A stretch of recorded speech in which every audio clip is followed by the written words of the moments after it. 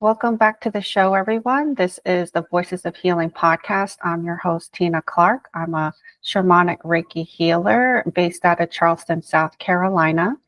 And today's guest is Bonnie Pierce. She is an expert in herbal medicine. So there's so many different topics we could talk about regard to this, but she's going to tell us more about herself, and we're going to focus on certain herbs that we feel most people could benefit from today.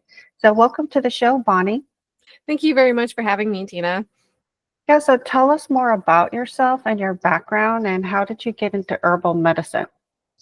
Yeah, so I'll start with the easy details. I have a master's of science degree in herbal medicine, and certificates from other well-known herbal teachers like David Winston from his herbal studies program that really focuses on traditional Chinese medicine.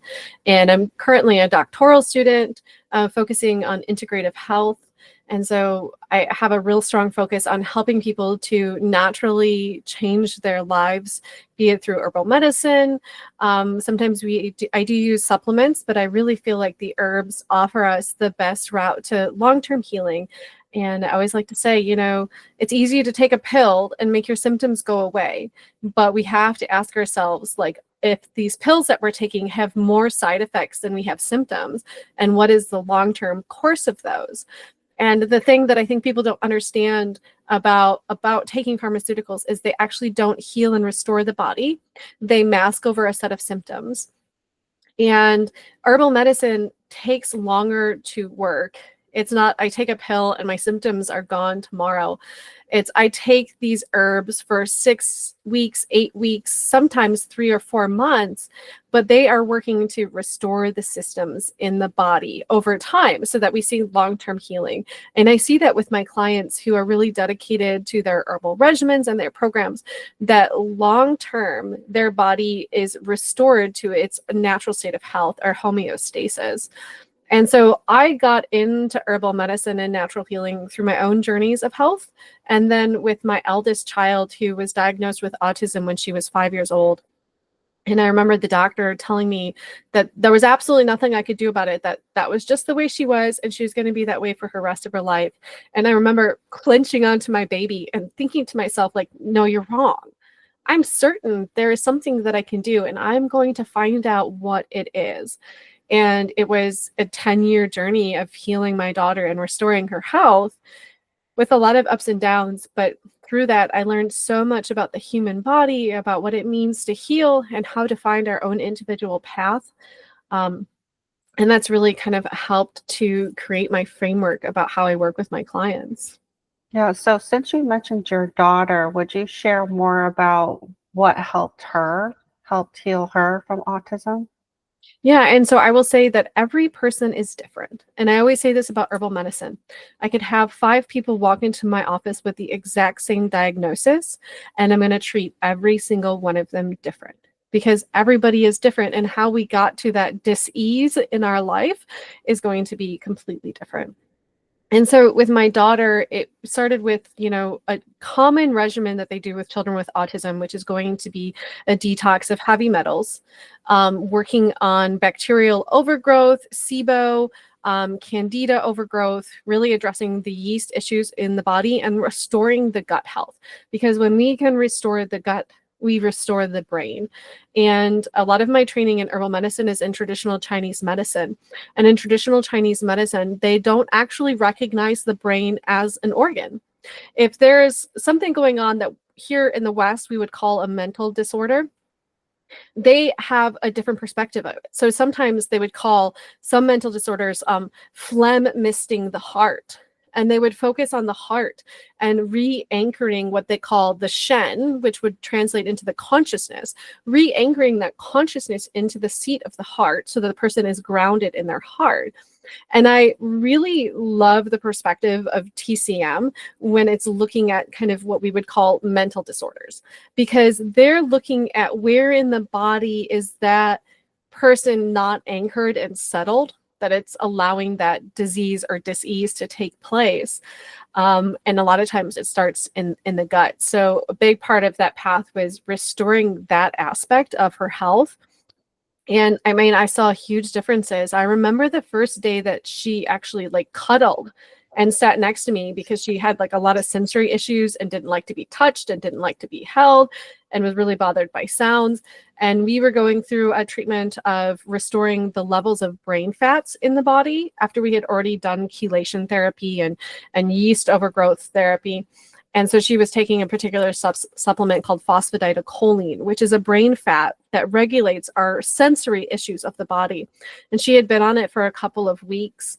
And I remember the day when she first like cuddled up with me because I was like, oh my, what is happening? My daughter is like close to me and wants to be touched and receive affection.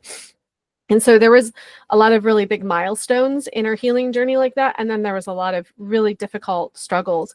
And I've talked to other moms who have been on that journey, and it is one of ups and downs. So I mentioned the phosphatidylcholine. The problem with that supplement was it was a horse pill. I mean, it was huge, even for an adult to swallow. And it was a small child, and she had to take 3 of them a day. And it was such a struggle and a fight to get them down. And they either came in this pill version or in a liquid version. And if anyone's ever tasted castor oil, you will know what that supplement tastes like, because it tastes like castor oil. And there was just no hiding it in anything. And I remember writing a letter to the company that makes it, because they make it specifically for children with autism. And I said, you do realize that you're expecting us to give this to little children who are autistic, who already have sensory issues and food issues. And, I remember a story of another mom who had an autistic child, and the child was receiving B vitamin injections. And they made a drastic improvement. After the first shot, the child spoke his first words and said like a clear sentence. And he asked his mom, they had left the doctor's office, and the dad had gone into the grocery store to go get some things, and the child and the mom had sat in the car, and the child asked the mom, "Where did daddy go?" And she was like, what you just spoke, and you asked me a very like clear question.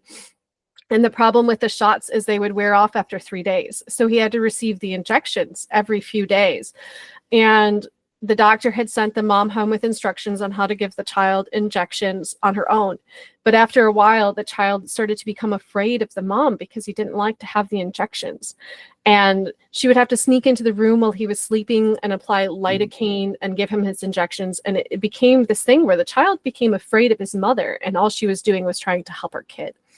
And so that journey to healing is not an easy one, because we're trying to get medicines into a child that can't really understand the concept of like the greater picture of things. And so I have a lot of sympathy for moms out there who are on that journey to heal their children from autism. And if there's any of you listening, I will just absolutely tell you, in the end, it's absolutely worth it. No matter how difficult and how challenging it is, just always know that you are doing the right thing for your kid, even if in the moment it doesn't seem like it. Yeah, it really is. Healing is not linear. It just has its ups and downs. But so how is your child doing now?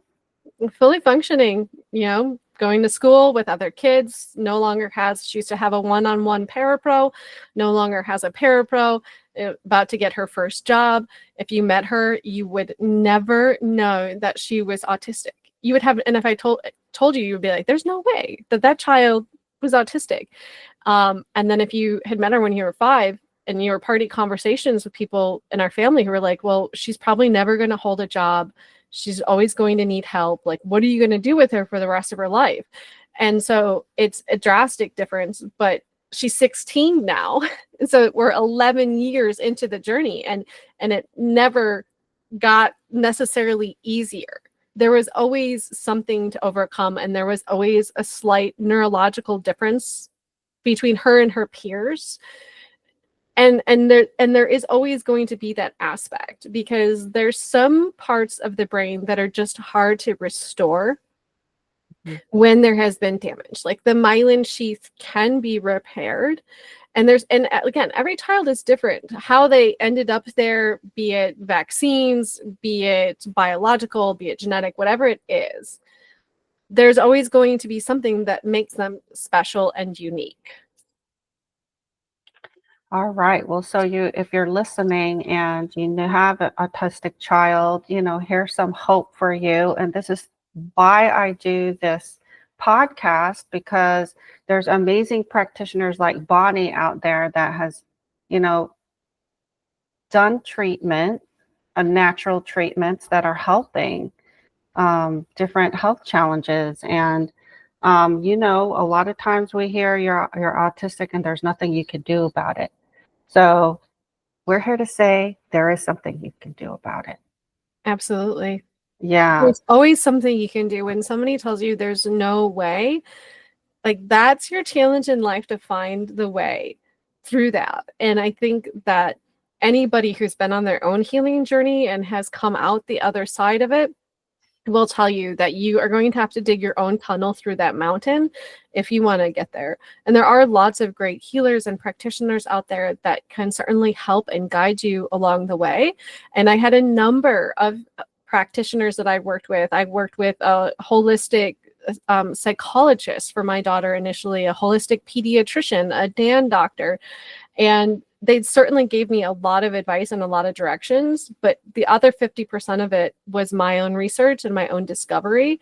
And so there has to be a balance between finding people who can help point you in the right direction and having the tenacity to look for answers yourself. Yes, I love that. I think that sums up healing right there, what you just said. So we wanted to talk about herbal medicine today, and we're going to focus on some of the many issues that my clients are experiencing, your clients are experiencing. So one of the prevalent issues that I'm finding, at least in my community, is anxiety. A lot of people are experiencing anxiety, and what herbal remedies would you recommend for that? So I'm going to say again, and if you listen to me enough, you'll know I will say there is never a one size fits all. And when it comes to herbal options for people who are experiencing anxiety, there is a lot of herbs. So I'll mention a few of the really common and popular ones today as we talk, but I want to encourage people to understand that there's no one size fits all. And again, that's part of your own journey, and you really have to find the herbs, plural, that resonate with you. Because, and I always explain herbal medicine as like you can take one herb by itself and it'll have positive benefits for the body. But if you take two herbs that synergistically work together, they're going to have an even greater benefit. And I use the analogy of like when you're out shopping by yourself, you can have a really fun time going shopping. But if you go out shopping with your best friend, the two of you are going to have a great time. But then if you're out with a group of ladies and you're all resonating, you're going to have even more fun and more memories built from that. And it's the same with herbs. They work really well when they're put into a well-built formula that is tailor fit for you. And that's going to help much better than just, oh, I heard about this one herb and I'm going to take it and see if it works for me. So that's just a little caveat here, but we will talk about a few of them. And so there's a category of herbs called nootropics. That's nootropics for anybody who wants to know how to spell that. And the nootropic herbs as a group have an effect on the mental state and the mind. And a lot of these are also anxiolytic herbs. So they help to calm anxiety.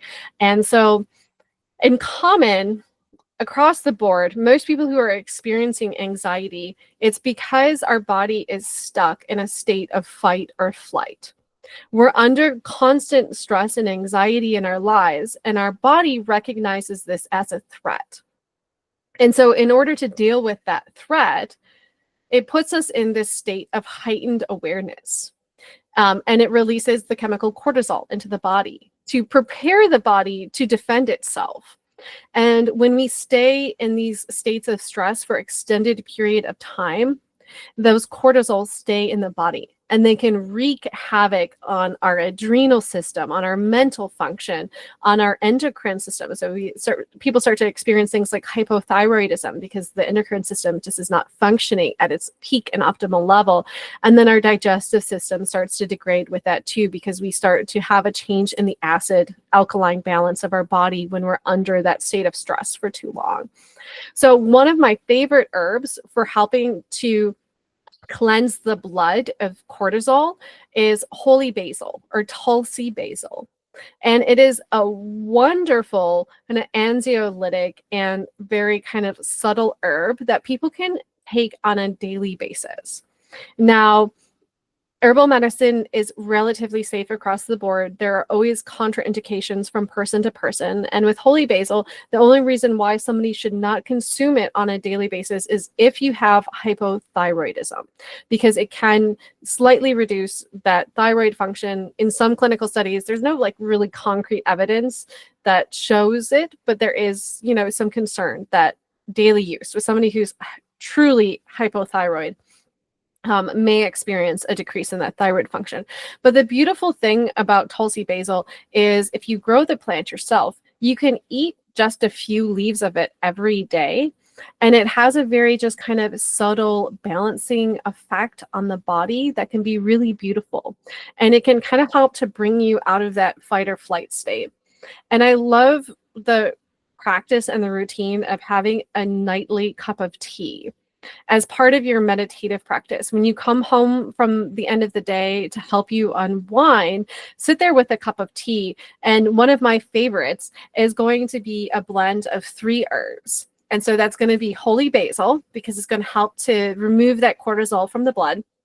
And then it's going to be passion flower, which passion flower is just an absolutely phenomenal herb to help to quiet and silence the mind. If you're the type of person where your mind is going, and you're unable to fall asleep or find a restful state in meditation because that mind is so active, passion flower can be your greatest ally because it really works to calm that down. And the other thing about passion flower is it is slightly analgesic, meaning that it helps to kind of calm and relax the muscles at the same time. So it can put you in a nice relaxed state. And then the third herb that I like to throw in there is skullcap. And skullcap, again, is a nootropic, and it has a particular relationship with passion flower that in China they call them dewy yaos, and they're synergistic relationships where they help to make each other work better. And so that's my favorite like nighttime calming blend to just kind of relax, calm the mind, and bring you down from the day and get you in a point where you can, if you meditate, you can do your meditation, you can do some breathing exercises and pull you down to ground zero. And a daily practice of that is going to help to relieve that anxiety. Yeah. What about ashwagandha? Ashwagandha is an excellent herb to be taking on a daily basis. That one is an adaptogen. And that's another class of herbs that are really phenomenal. Adaptogenic herbs is an herb that, while they do have specific indications and can do specific things, they work on a whole within the body to restore all of the body systems. And so ashwagandha can be an excellent herb that you can add into your daily basis. And I'm not typically a fan of like capsulated herbs. I'm usually prefer either teas or tinctures because a lot of plant material is not digestible by the body. And so when we extract out those plant constituents, it makes it easy for our body to absorb it. But ashwagandha is one of those herbs that I am absolutely okay with my clients taking as a capsulated form if you want to take that as a daily supplement. And I love that very much. Yes. Yeah, I actually have the tincture, and it really helps me sleep better, which I don't take it every night. Well, maybe I should, because last night I did not sleep good. And I could have used that ashwagandha last night.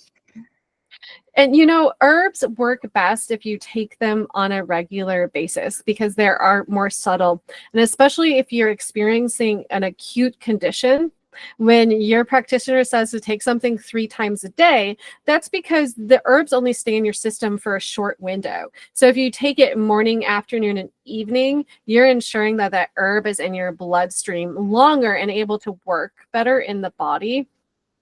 And you know, there are some instances in which an herb should only be used for like a short-term period. So for instance, like the herb kava kava, which was really popular for a while and then got a bad rep because it was kind of being overused. And there are some contraindications, especially if people have liver conditions, because it could cause further liver damage if it's misused or not used properly, or especially if it's taken with alcohol. You cannot drink kava kava tea when taken with alcohol. And here's something, and I love kava kava. I'll just say that out there. If you don't have any reasons why you shouldn't be taking it because of other medical conditions, it can be really wonderful, for instance, to help somebody to stop drinking alcohol. If you're really accustomed to coming home and drinking a couple glasses of wine to help you unwind for the day, kava kava can be a nice replacement that will help you to not feel the anxiety of the lack of alcohol in your life. But this is where understanding the chemical aspect of herbs is really important. A water extract of kava kava is very, very safe because the constituent that is in the plant that causes liver damage is not water soluble. So it is only extracted out of the plant when you take it in an alcohol tincture form. So the alcohol tincture form of the kava kava is not as safe as the water tea or infusion type is. And so with my clients or myself or my friends who come over and love my brews of kava tea, I always make it as a water extract so that I'm making sure that we're not getting those harmful constituents of a plant. And this is where like herbal medicine, it can be complicated in some ways. And I always tell people, just like you wouldn't take a pharmaceutical drug without going and seeing a doctor, if you really want to use herbal medicine as medicine, you should consult with a qualified herbalist who understands all these different aspects of medicine. Yeah, so what are the effects of kava kava? Does that So it's an anxiolytic. So it's an anti-anxiety herb. okay? So it calms the anxiety. It kind of takes the edge off of everything. It's very relaxing. And when I have people come into my clinic for a consultation, I most always make a pot of tea. And I've usually chose their pot of tea based upon their intake questionnaires that I've asked them, and I've kind of felt out what I think this person might need. And one of the beautiful things, if kava kava is the tea that I've chosen for them, is that it does kind of help them relax into talking about themselves and their lives, because I'm not just here as an herbalist. The majority of my life I have spent studying spiritual sciences. So a large part of my perspective on healing comes from a spiritual background, and I understand that the real root cause of most diseases is actually emotional ones that have found an anchor inside of the body. And just like a wound that isn't properly cleaned so that it can heal, it can fester and become infected. And the more a wound becomes infected, the more it destroys the good, healthy tissue around it. And having deep-seated emotional traumas and wounds that are not resolved can cause the same thing within the body and can cause disease. And I had like just faced that in my practice early on, where I had really tried to focus on just herbal medicine and supplements and health and lifestyle with my clients, and had kind of separated out my spiritual work. So the people who came to me for my spiritual work versus the people who came to me for my herbalism. And I realized that that was a mistake, because I would be working with a client for a while and everything, they'd be doing better, their health was improving, but I always felt like I would be like missing the mark just ever so slightly.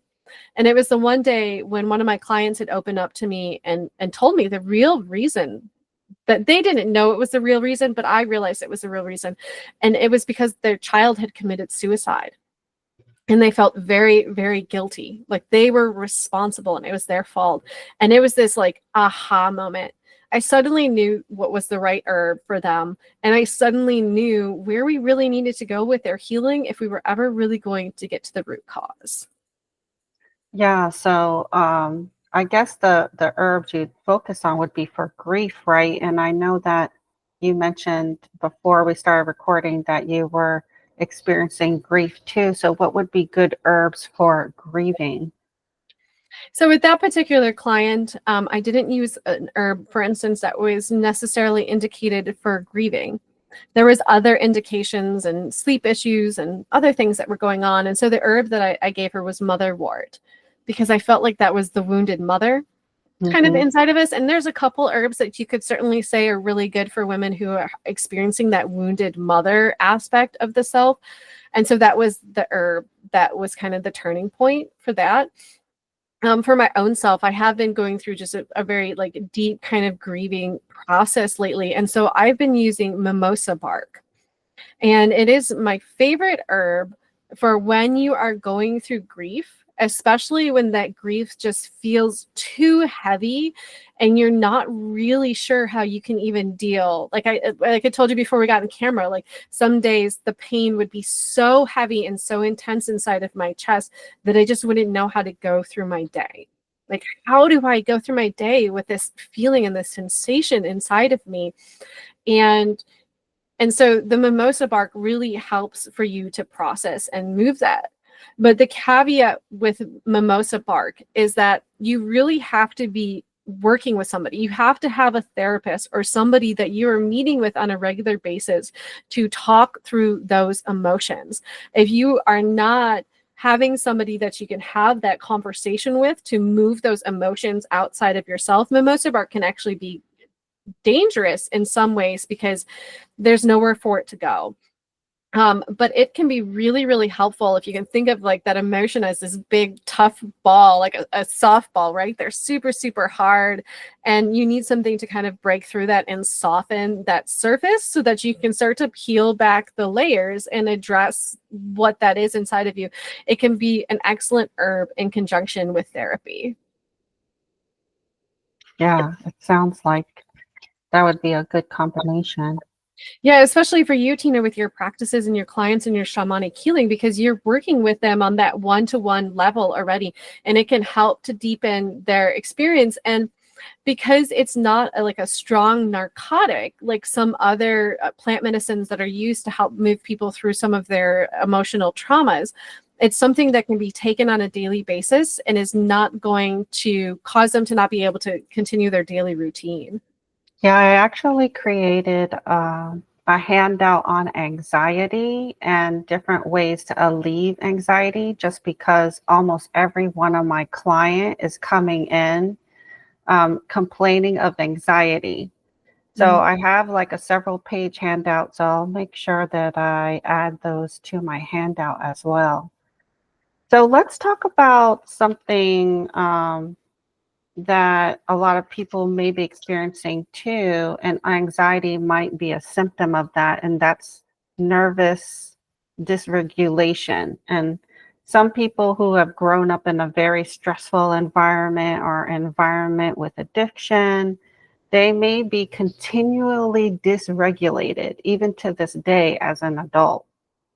So what would you recommend for those people? So there's another class of herbs called nervines. And this set of herbs are ones that have a strong influence on the nervous system. And so my favorite one that comes to mind, I mean, it's so hard because there's so many, but my favorite one and the first thing that pops in my mind is blue vervain. And I really, really love blue vervain because it is just a really nice nervine that again can be taken on a regular basis and it can have that subtle healing effect. But there's other things that can really help in that realm too, like rosemary. And one of the best ways to implement herbal medicine in your life is to implement it in your food and to use food as medicine.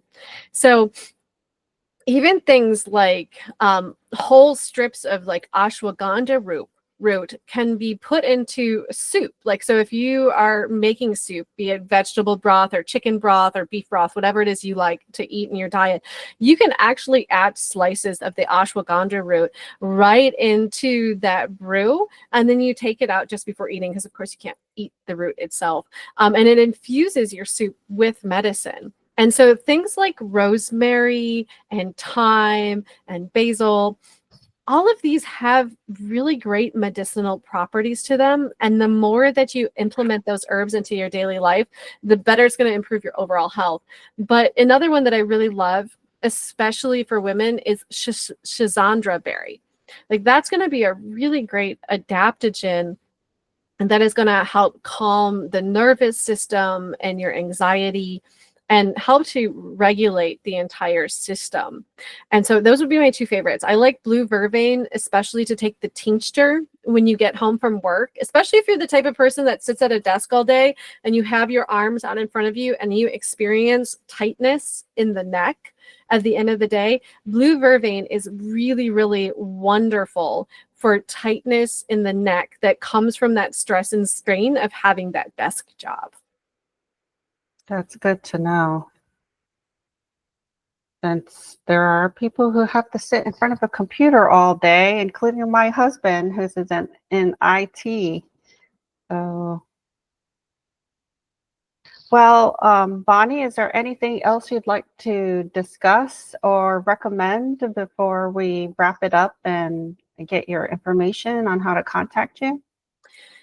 Yeah, I think just in closing is remember that you're on a journey. We came here to this earth to learn something and to move through something. And you're not making mistakes. You're not doing things wrong. You're part of this human journey, and that's part of what we learn. If we never make a mistake, we really don't learn anything. And so sometimes your greatest pains can become your greatest story that will help other people. And just because something worked for one person doesn't mean it's going to work for you. And so I just really encourage people to find their own path to their own healing in their own way and on their own time. Yeah, but it doesn't mean that it's not worth exploring. Yes. And you have to do the exploring. You have to try different things, and eventually you're going to find the solution. Yes, you will eventually find your answer. And Are sometimes you easily. are you familiar with like the indigo adults? Yeah.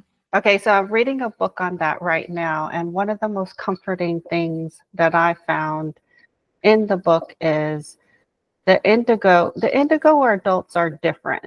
So I think they started being born around the 1970s, and they're more spiritual, they're more psychic, they're more of a person that's not satisfied with the way things have been going. We're here to bring new things. So I'm definitely part of that.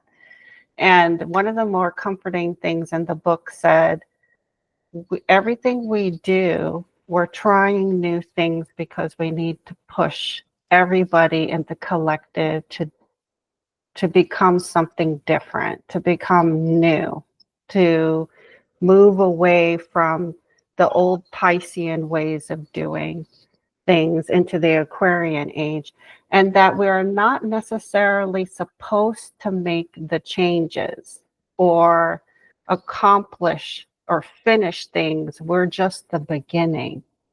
Yeah. So we're the beginning movement. We're the beginning of pushing the collective into something new and something different. Yeah, I can think of So, myself as a gardener, clearing away the weeds and, nurturing and caring for something that a future generation will benefit from. and another way also that it's working is we're raising the frequency of everything, of the energy of everything. And the proof in that is that time is going faster, which we know that everybody is experiencing that right now. That is very true. Everybody is. That's like a resounding thing that I have that. And I've said this to people because I hear it all the time. I just don't have enough time to do what I need to do.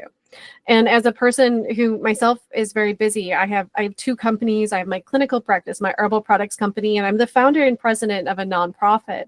And then I have 4 kids on top of that. So it's, I experience that. I just feeling like I never had enough time to get done what I needed to do. And I had to find a way to slow time down for myself because I recognized that time and the pace was picking itself up, and that was creating anxiety within me. Yes. And so I had just a spiritual practice in which I started out my day and looking at myself in the mirror and saying to myself, I have enough time today to accomplish everything I need to accomplish.